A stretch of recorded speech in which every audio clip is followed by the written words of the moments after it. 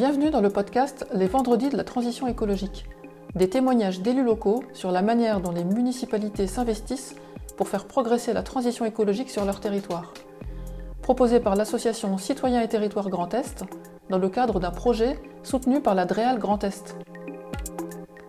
Pour que notre planète continue à être vivable, il nous faut relever le défi de la transition écologique en repensant nos modes de production, de consommation et plus largement notre façon de vivre. Parce qu'ils sont proches des habitants et qu'ils disposent de nombreux moyens d'action, les élus locaux en sont des acteurs incontournables. Pour Citoyens et Territoires, je suis allée à la rencontre de maires et de conseillers municipaux qui portent la transition écologique dans leur commune. Je leur ai demandé de m'expliquer leur conception de la transition, de me raconter par quoi ils ont commencé, quelles actions ils ont mises en place, et aussi comment ils ont associé les autres acteurs de la commune, notamment les habitants.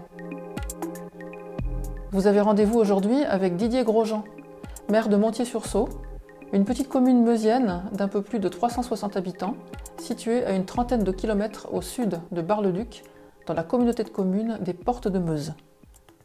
Bonjour, je me présente, Didier Grosjean, maire de Montier-sur-Saulx, une commune de 380 habitants. Je suis maire depuis 2020.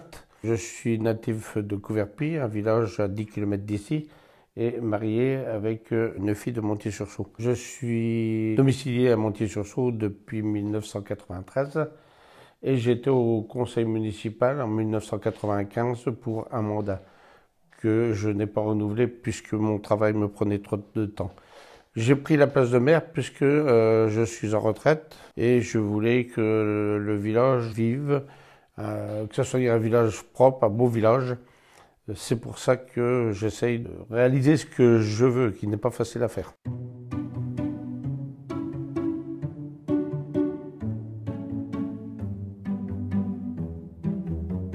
Quand je suis arrivé en 1993 à Montier-sur-Saulx, on était plus de 600 habitants, je crois que c'était 650 à l'époque. Aujourd'hui, on se retrouve à 380 habitants. Pourquoi? Parce qu'on avait un collège, on avait une gendarmerie, on avait plein de commerces, une usine. Tout ça a disparu, le collège a été fermé, la gendarmerie a été fermée. Donc les habitants sont obligés de partir à plus de 30 ou voire 40 km pour travailler, partent aussi pour éviter la route. 40 km pour les travailler, c'est beaucoup, donc les habitants préfèrent habiter sur leur lieu de travail. Moi, ce que je veux, c'est quand même garder un bon nombre d'habitants sur Montier. Je sais qu'il n'y a plus d'usines, plus d'industrie, plus rien, mais il faut quand même que les gens vivent bien à Montier pour rester à Montier. Donc, pour garder les habitants sur Montier, déjà, je suis à leur écoute. Je ne peux pas résoudre tous les problèmes ou trouver toutes les solutions. Financièrement, on est quand même un petit village, même si on a un peu de bois et tout ça, on est comme tout le monde. Il manque toujours un peu d'argent pour faire ce qu'on veut faire. Voilà, on a une station d'essence qui est en arrêt et je voudrais bien la remettre en service. On a déjà commencé à racheter tout. On a ouvert une épicerie. Tout ça, c'est pour garder les habitants. Sachant que Montier-sur-Saulx, il y a un tiers de personnes au-dessus de 60 ans, donc qui participent quand même pas mal à la vie de Montier-sur-Saulx.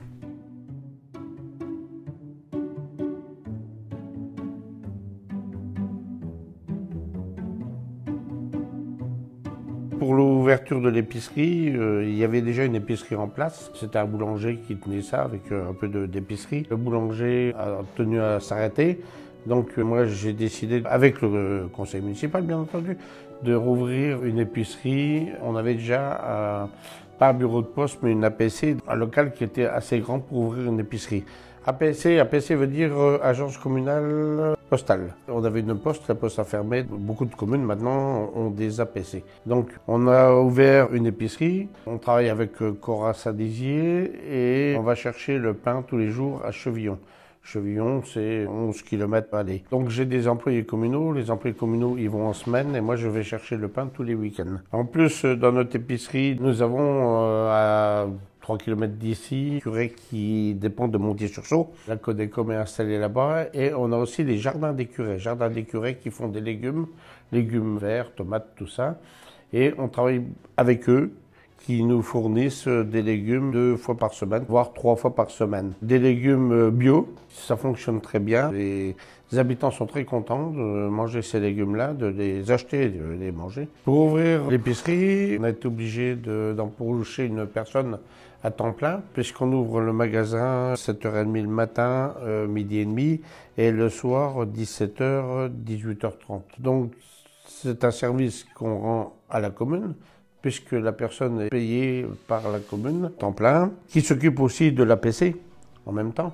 Notre magasin fonctionne bien, puisqu'on arrive à vendre à peu près 100 baguettes par jour, voire des fois plus. Le pain, il est sur commande, c'est-à-dire que les personnes qui viennent chercher du pain, mettons le mardi, commandent le pain pour le lendemain ou le surlendemain. Donc on n'a pas trop de pertes en pain, et surtout sur les gâteaux, sur tout ce qui est boulangerie.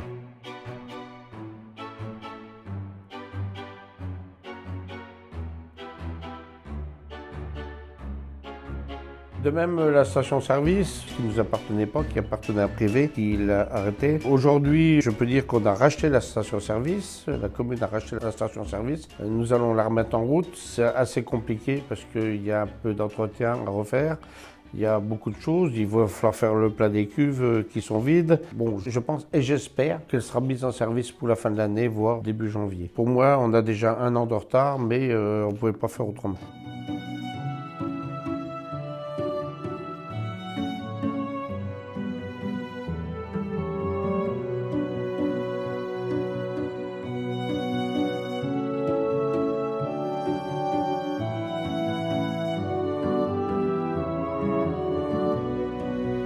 Pour bien vivre aussi à Montier-sur-Sault, voilà, nous avons quand même engagé quelques travaux. Il y en a encore beaucoup à faire. Nous avons refait des trottoirs dans une rue. Nous avons refait des trottoirs et la place de la mairie.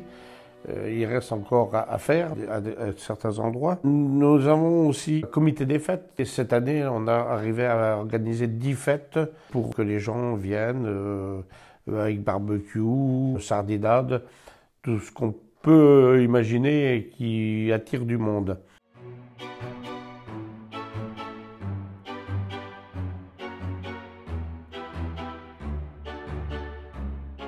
On a aussi des bénévoles qui font du bricolage, qui se réunissent 1 fois par semaine pour faire la déco, beaucoup de déco dans le village, mettons des décos de Noël, des décos de Pâques. Et là, en ce moment, on a même des décos pour la rentrée des élèves, puisqu'on a encore une école primaire.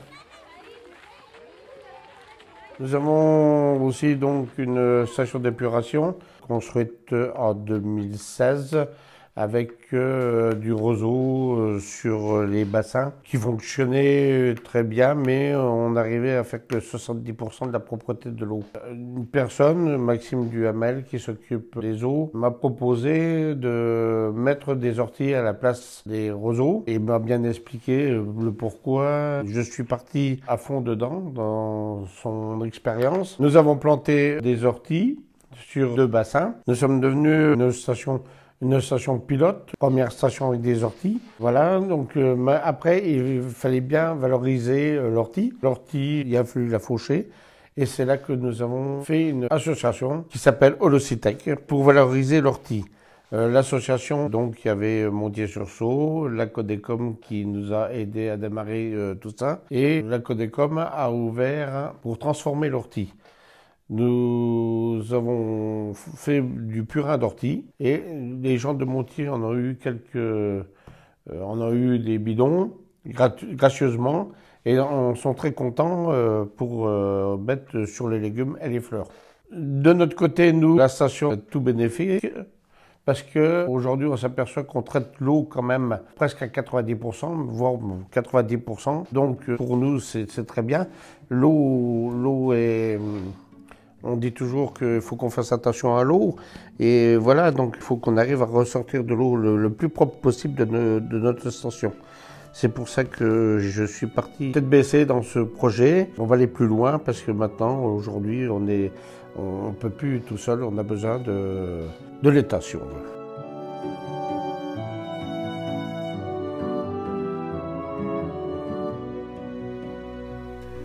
Bonjour, Maxime Duhamel.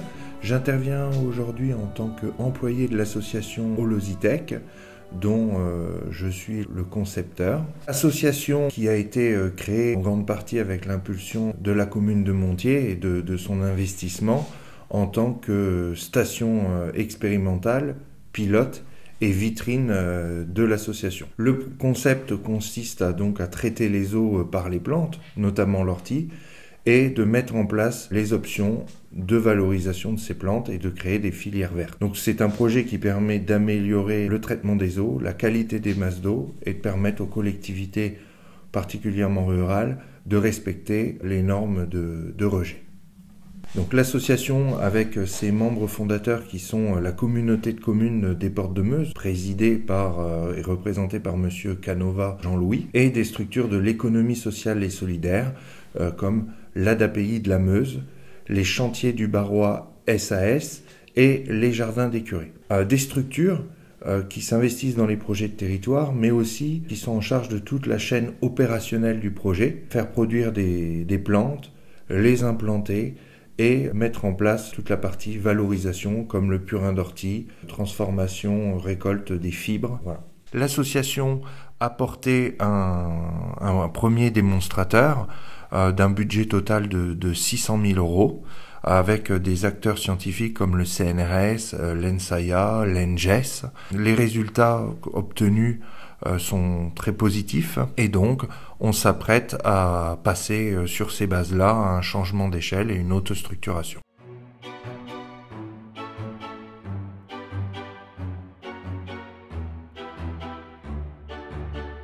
La communauté de communes des Portes de Meuse, qui se trouve à Écuré. Écuré, comme je disais tout à l'heure, est un petit hameau à 2 ou 3 km d'ici, 3 km, et qui dépend de Montier-sur-Sault.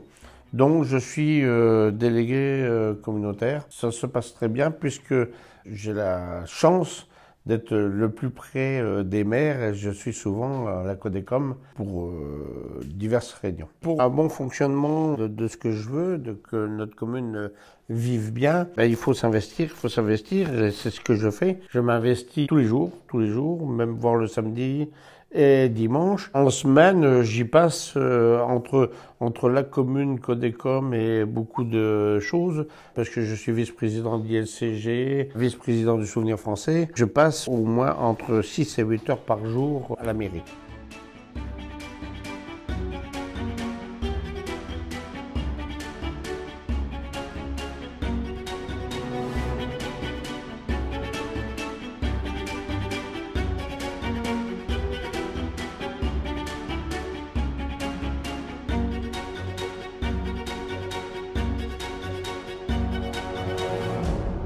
Dans les projets à venir, pour continuer à avoir un beau village, un village propre, on a encore des trottoirs et des rues à refaire, puisque on n'a pas pu faire tout financièrement.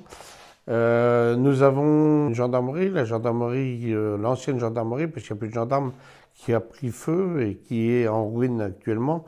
Donc cette gendarmerie-là, qui appartient au département, je voudrais bien la récupérer et faire soit un gîte avec plusieurs chambres, soit une MARPA. Pour le moment, c'est récupérer la gendarmerie. Nous avons aussi une usine qui a pris feu aussi à la sortie du village. Cette usine-là, je voudrais bien récupérer le terrain et faire une déchetterie sur le terrain, puisque les 2 déchetteries qu'il y a le plus près sont à 25 km d'ici et les habitants trouvent que c'est trop loin.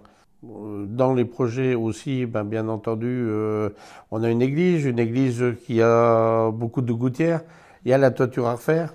C'est un travail monstre. Je travaille dessus depuis que j'ai été élu et c'est pas facile d'y arriver. On va y arriver, on y arrivera, mais ça va être long, très long.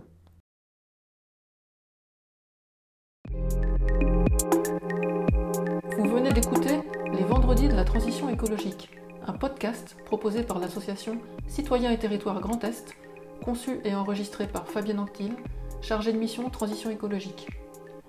Le montage a été réalisé par Marion Guéricola, en charge de la communication. Vous pouvez retrouver d'autres épisodes des Vendredis de la Transition écologique sur le site internet de l'association www.citoyenterritoire.fr.